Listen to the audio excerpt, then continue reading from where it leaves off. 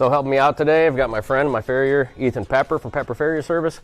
Ethan, you want to introduce yourself? Yep, I'm Ethan, Ethan Pepper Farrier Service. Yep, I've been shoeing, trimming for about 14 years now, and we're here with Steve today, so I'm going to do a short little video for you. Yep, cool.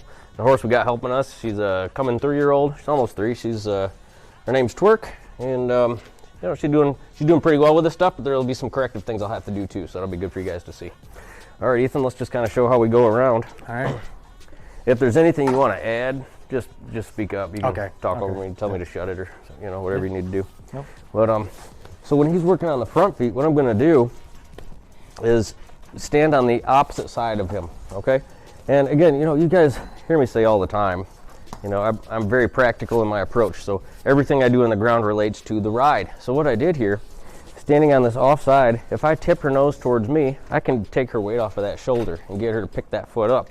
You know, especially being a young horse like this, and you know, she might get a little antsy, dancing around a little bit. If I can help her balance, or if I can help her balance, then she'll be able to stand a lot nicer for Ethan. Okay, so now as we work, now he's not going to totally do this whole trim, but as we walk towards the back end, I'm going to step back here. And we'll wait for him to do his thing here. So now, with Ethan working on the back end, if I tip her head this way, all right, I can, something you see me do a lot is I do nose in, shoulder out. I can actually shift her weight to her outside by asking her, did you guys see that? Shift her shoulder away from me. All right, so we can get her off of this foot. And the most important thing about being on this side is keeping your farrier safe. All right, that's your job. So if the horse were to do something silly, I'm going to pop her head up and towards me, which is going to take the hindquarters away from Ethan. Ethan, is there anything you want to add there? No, that's good. That's about right. Yep. All right, we'll step to this other side. I'll keep talking. So as I'm doing this, you know, again, my approach to this stuff is so practical. If I can step her nose in or shoulder out, take her weight off of that foot, okay, help Ethan. So I'm still encouraging that rein to brain to foot connection that we always talk about. You know, you guys hear me say this all the time.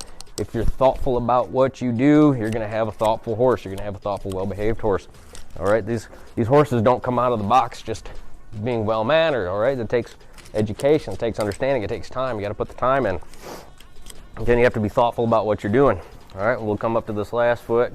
We're going to actually trim her and turn him, but okay, now as he comes up to this side, I'm stepping to the other side. I tip her nose towards me, take her foot weight off of that shoulder so she can pick that foot up. All right, notice another thing I'm not doing, I'm not holding here. All right, if you start holding here on a horse, if they feel this, what tends to happen is they throw their heads up as they come, even if it's just a little bit, they throw their heads up as they feel that pressure. Okay, right here, she's putting her head down and pick her head up so she can stay off of that shoulder. Again, I don't want to hold here because a lot of times if they just move a little bit, they feel that pressure, and just a head toss like that is going to cause that foot to come out of Ethan's hand, all right? And he's not going to appreciate that. And it's also not his job to wrestle my horse. It's my job to educate my horse. It's my job to be a good handler, all right? Ethan, is there anything you want to add to that? I mean, there's so much on this topic, guys. Yeah. If you notice right there, she started sitting back a little bit, all right? If he were still underneath her foot, if I haven't taught her, like you saw in the last video, if I haven't taught her to step forward and down off of that, right, she would have jerked her foot right out of his hand. Anything else? Yeah. No, I mean, we can get to that point when we get there, but just up on the front, if I'm bringing the horse, if I'm dressing a flare, or anything like that, yep, it's going to be essentially the same thing. Yeah, let's do it. Let's show it. But I'm on this offside. Right. Yeah. Yep. That's See how he's. That's the big part. Is Yep. Anywhere from nose over is perfectly out of the way, and the horse tends to respond a lot better. Yeah. When you're standing on the same side or even in front, I know a lot of times somebody will stand in our area where we're trying to work. Absolutely. Just because they're trying to control their horse more, but you can do just as much right there. And actually, he brings up a good point. You're more out of control right here. Right. Yeah. Right. If I have my horse by the chin, I'm out of control. If I'm over here, she can use her head and her neck, because horses use their head and neck to balance, just like you'd use your arms on a tightrope. Yep. Right. So if I'm holding here, they can't balance. All right. So yeah, Ethan, that was great, man. Yeah. No. That's good on all that stuff.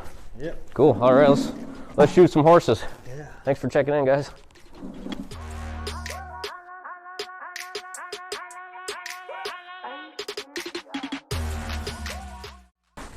Another thing, as all farriers know, every horse is not going to be perfect, and we don't expect every horse to be perfect. But what we do expect is when the horse is acting up or when they're being a little rowdy, that the handler do something about it, correct it. It's okay if you tell us to stop, drop the foot, put it down, you go in the arena, you correct whatever mistake or whatever issue that they're doing. But when you continue to just stand up there and hope it goes away and act like it's just not going to happen again, that's when we get a little frustrated. Yep. So we're aware, we're farriers, we're dealing with horses, these aren't four-wheelers, we get it. Yeah. But yeah, it's not correcting the issues, that can be a problem sometimes. Yeah, well, you make a good point, because we all know that horses learn from that dopamine hit, right? And if you're just standing here wrestling with them, that horse isn't going to learn, figure out what you want. You can yell all you want, but you're going to be dealing with that day after day after day. So yeah, he's right. If you need to fix something, go in the arena. Yeah. Go up, back and forth, up and down the aisle. Release them to the farrier so that the farrier is a good deal. Okay, and that's where they're going to learn. And a lot of times, that little bit of time that it took to correct that issue is going to save the amount of time. Yeah. And me wrestling the whole time with a Perfect. bad horse. So. Yep, perfect.